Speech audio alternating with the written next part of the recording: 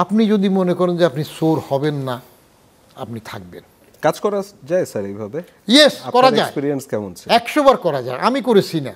আমি যখন চাকরিতে ঢুকলাম, ক্যাডার জবে প্রথম বাংলাদেশ ব্যাংকে ঢুকলাম, এর আগে তো জীবনে প্রথম শুরু করলাম এসএসসি পাস করিয়া 50 টাকা বেতনে মোকারা আলিয়া মাদ্রাসায় শিক্ষকতা করলাম। তারপরে ইন্টারমিডিয়েট পাস করে একটা হাই স্কুলে শিক্ষকতা করলাম। আমার হেডমাস্টার আমার শিক্ষক ছিলেন, নিয়ে গেলেন, এই 150-200 টাকা যা দিল। তারপরে অনার্স পাস করে চলে গেলাম সরফেশন কলেজে। জ্যাকব ছিল না একটা প্রতিমন্ত্রী, উভমন্ত্রী, জ্যাকব তখন ছোট ছিল। 74 সালে সরফেশন কলেজে ইংরেজির প্রফেসর হয়ে চলে গেলাম। প্রিন্সিপাল সাহেব নজরুল ইসলাম সাহেব আওয়ামী লীগের এমপি ছিলেন, ভালো মানুষ ছিলেন। হল থেকে খুঁজে নিয়ে গেলেন।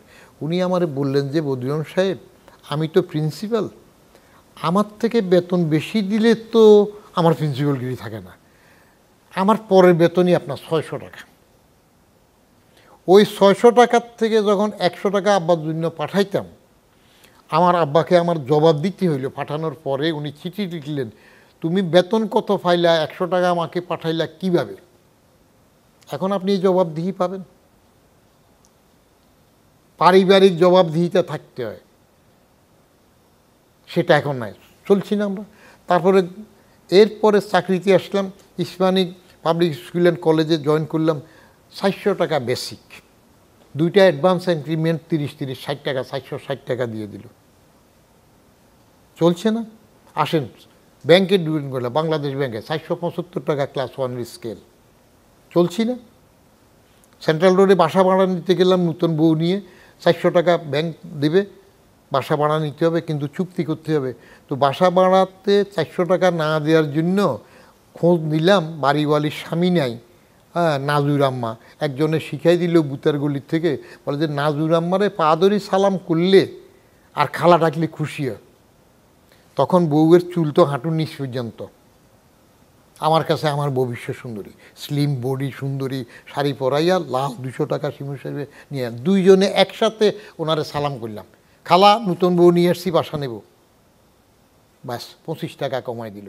খালাটা 100 পাদরে সালাম করছো, যা 375 টাকা। চলছে না? 25 টাকা কমের জন্য পাদরে সালাম করে চলছে না? চলে আসছি না? 77-78-এর দিকে থাইল্যান্ডের রেশনের চাল আসতো। সেই চালগুলো গরম গরম খাইতে গেলে ব্যবসা গন্ধ, ঠান্ডা হইলে প্লাস্টিকের মতো শক্ত হয়ে যায়, ভিতরে কঙ্কর পড়ে, তো মুখে কামড় পড়ছে, পানি গিলে খেয়ে ফেলছি। চলছে না?